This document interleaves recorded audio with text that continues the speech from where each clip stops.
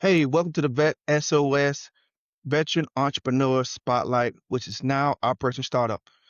Remember, don't drown in the transition. Grab the Vet S.O.S. Lifeline. So on today's show, we have a Marine Corps veteran turned digital marketing strategist.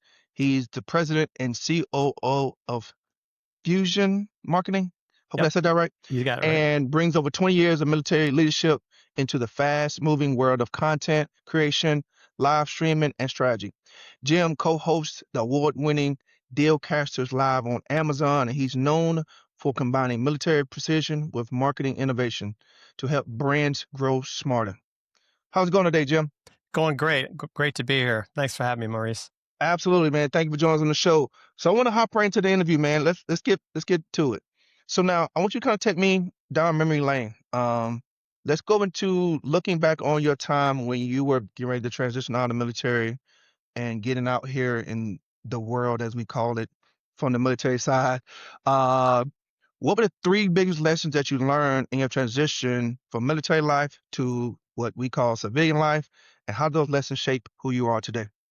Well, I think the three biggest lessons I learned is one. The first lesson was be prepared for change. Change is going to continue even once you leave the military. I think I've seen a stat somewhere that you're going to probably change jobs maybe up to 3 times in the first 5 years. And I think that was even probably pretty accurate for me from when I retired in 2009.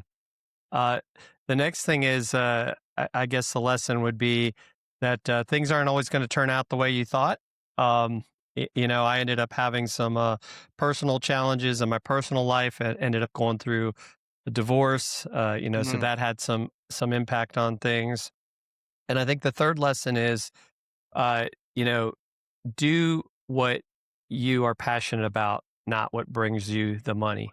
I think too many times I've seen people, and this may apply in other places, but definitely in the military, we think like, okay, I'm going to retire. And then a lot of these people literally go start doing the same job they were doing in the military as a civilian. But is that really what you wanted to do all your life? And that definitely had an impact on me because when I first started, uh, out of retirement, I was still working in, military government contracting. But, I always joke, I never said, hey, when I grow up, I want to be a government contracting officer. And so I got away from that. got you. Got you. So now here's the next question I want to ask. I mean, you were in government contracting. You mentioned most people, and I've heard the same thing. Don't worry about switching jobs 2 or 3 times when you're first getting out, because you're still trying to find your footing, still trying to find what's best for you. But what was that moment where entrepreneur sparked for you, and like what was going on in your life at the time? Because a lot of times as veterans, we can easily take a safe route to get a government contracting job, to get a GS job. I mean, why not stay in the safe route? What was it that entrepreneurship gave to you that you wanted to have? Well, I think the biggest thing for me when I think back on it is control of my time. Mm, I think, you know, back when I, got out and had a job, right? I mean, not to say that we aren't accountable to people, even as an entrepreneur, mhm. but I couldn't always do what I wanted to do. Where, right, we all gave that time up when we were in the military. We were, you didn't have a choice when they said to, you know, be at the PT field at 5:30 in the morning. It wasn't an option, Yes. right? And if they told you you had duty on a holiday weekend, you were on duty on a holiday weekend. Yep. So I think for me, post military, as I was looking to where I wanted to go with life, it was being able to control my time, being able to spend time with those that were important to me, my children, being able to be there for their high school games, to be there for other events that would happen and not have to say, oh, well, I got to work, or, oh, let me see if I can get time off. So I think that was one of the things that appealed to me as an entrepreneur. And even the last company I worked for was run by a Marine veteran who had retired and started his own business, and seeing how much flexibility that gave him, the ability to do things and kind of decide what he wanted to do Hmm. as opposed to what other people told him he had to do. That was definitely what pushed me that direction. But I will tell you, it isn't always easy, but it definitely for me has been something that I enjoy, and it gives me purpose because it allows me to help other people, and I get to choose who I help, not somebody else telling me who I have to help. Absolutely. I think it's something that to say about a lot of veterans who go into being an entrepreneur because we've been told, and this is from my experience as well, we've been told what to do, when to go, what time to wake up, what to wear. And so now we have this freedom that we just like, okay, you can't tell me anything. I want to do what I want to do. So I definitely think that's a powerful statement. So now that you're in the thick of it, because you mentioned a little bit earlier, you talked about how you find yourself something you're passionate about. But now that you're in the thick of it, what's been the most rewarding part for you being an entrepreneur? What's that thing that lights you up every day?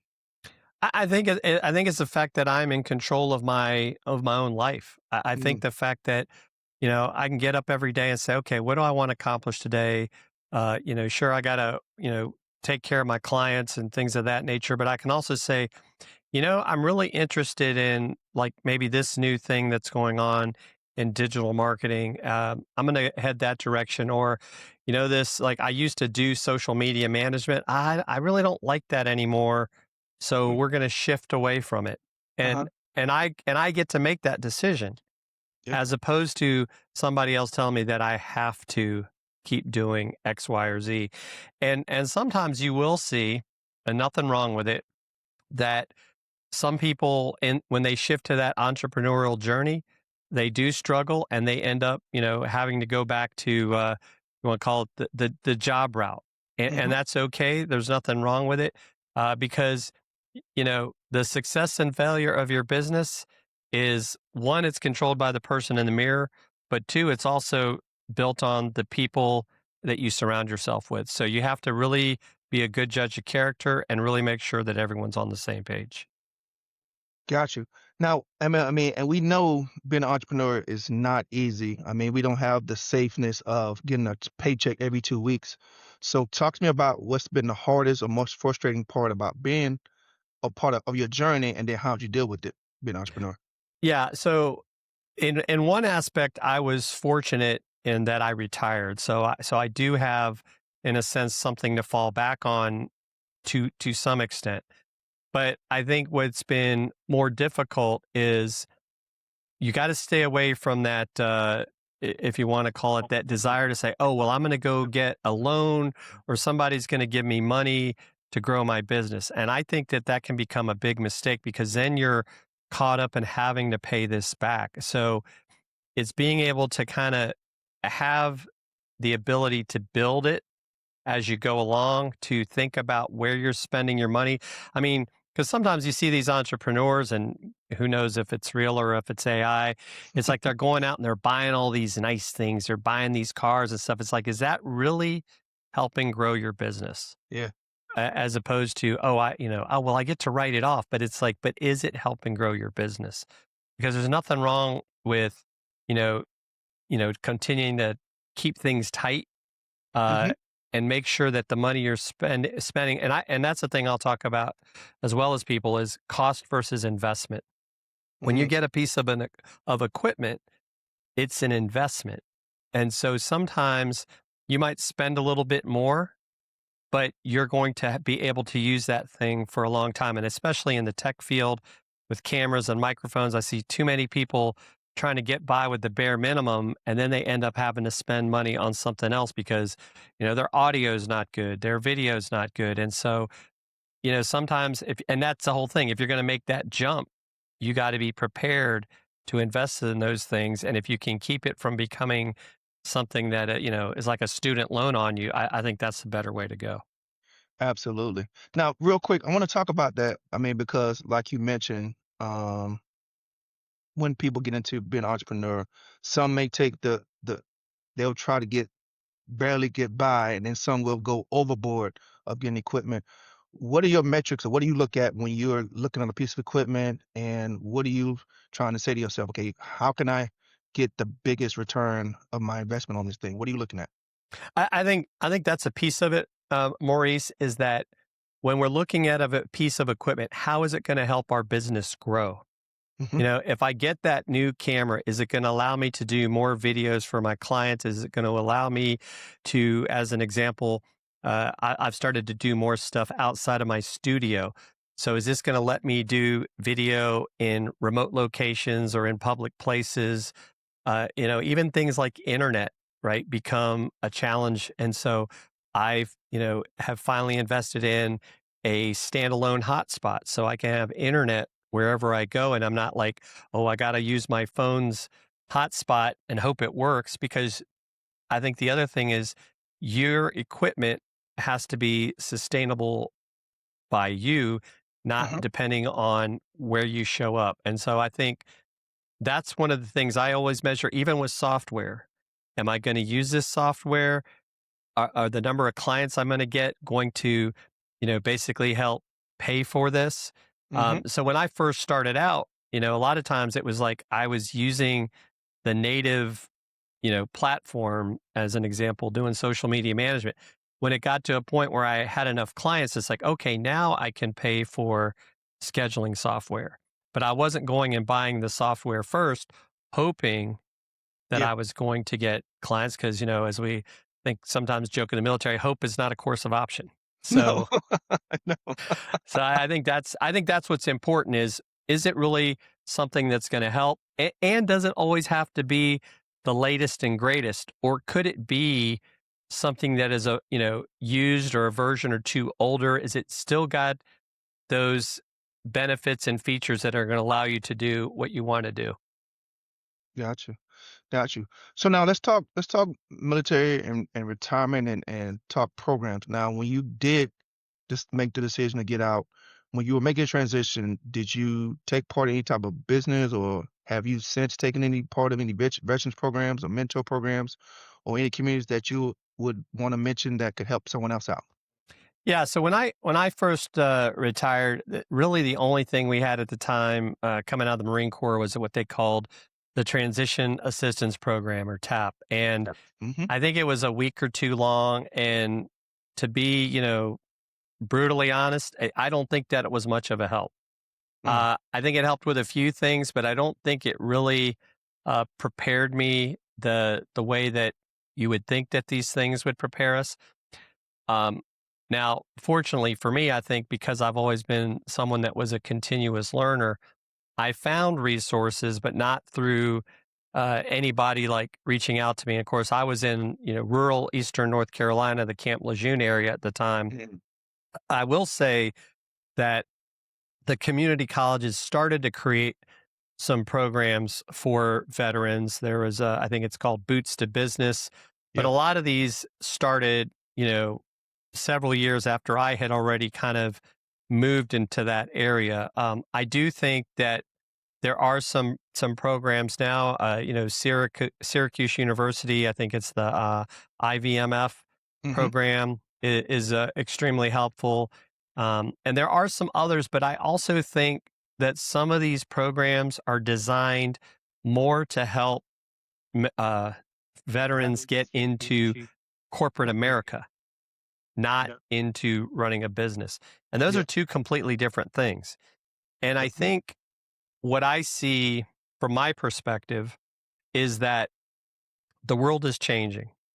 And, our kids, our grandkids are not necessarily going to, get a job that allows them to work for however many years and get a gold watch. There's going to be constant upheaval in technology that changes things. I mean, we're seeing right now how not only is AI changing the business world, but look at how the military is changing because of technology. Yeah. Now we've got drones and things that can reach out and touch you that, it's more about our brains than it is our brawn. And I think we, sometimes are still kind of caught in the past, but, when you see what's going on as an example in Ukraine with what they're doing with drones, you're Hmm. like, wow, I would have never imagined that, 15, 20 years ago that this was even possible.